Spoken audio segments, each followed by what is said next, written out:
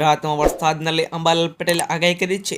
અંબાલાલ પટેલે કહ્યું છે કે રાજ્યમાં હજી પણ વરસાદ થવાની શક્યતા છે। 16 સપ્ટેમ્બરથી ઉત્તર ભારત તરફ વરસાદી વહન જશે, જેના કારણે ગુજરાતમાં વરસાદી આગાહી કરવામાં આવી છે।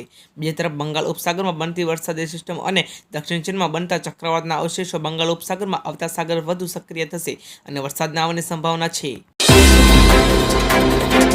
આપણે બીજા સમાચારની વાત કરીએ તો હાલ રાજ્યના કેટલાક ભાગોમાં વરસાદી ઝાપટા જોવા મળી રહ્યા છે, ત્યારે ગુજરાતમાં ફરી વરસાદી રાઉન્ડ માટે તૈયારીઓ પડી શકે છે, કેમ કે બંગાળની ખાડીની સિસ્ટમ વધુ મજબૂત બની છે। ડીપ ડિપ્રેશન બનતા ભારે વરસાદની એંધાણ જોવાઈ રહ્યા છે।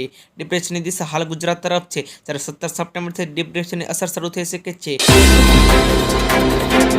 દહેગામમાં ગણેશ વિસર્જન સમયે ગઈકાલે મોટી દુર્ઘટના સર્જાઈ છે, જેમાં ગણેશ વિસર્જન માટે ગયેલા માસમાં સોંગઠી ગામના એક સાથે 8 યુવાનો ડૂબવાથી મોત થયા છે। આ સમગ્ર ઘટનામાં પહેલા એક યુવક ડૂબ્યો હતો અને તેને બચાવવા માટે તેનો મોટો ભાઈ પણ નદીમાં કૂદ્યો હતો અને તેને પણ ડૂબતો લાગ્યો હતો। આ પ્રકારે એક બાદ બચાવવા પડેલા 10 પૈકીમાંથી 8 યુવાનો કરુણ મોત થયા હતા।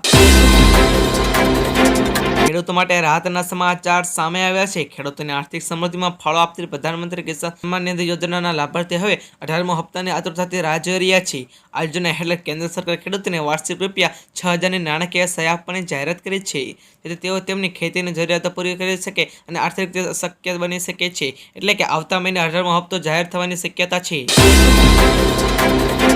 તો દર્શક મિત્રો, વરસાદના લઈ બીજા સમાચાર સામે આવ્યા છે, જેમાં હજી પણ કેટલાક જિલ્લામાં ભારે વરસાદ વરસી રહ્યો છે। ત્યારે ગત દિવસોમાં ભારે વરસાદ બાદ હવે ચોમાસાની વિદાયની વાતો વચ્ચેની અપડેટ સામે આવી છે, જેમાં આગામી દિવસોમાં ભારેથી અત્યભારે નહીં પણ હળવો વરસાદની સંભાવના છે।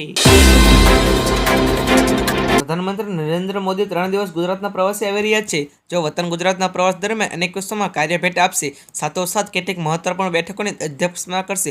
ઉલ્લેખનીય છે કે ત્રીજી વખત પ્રધાનમંત્રી બન્યા બાદ મોદી વતનમાં પ્રવાસે આવી રહ્યા છે।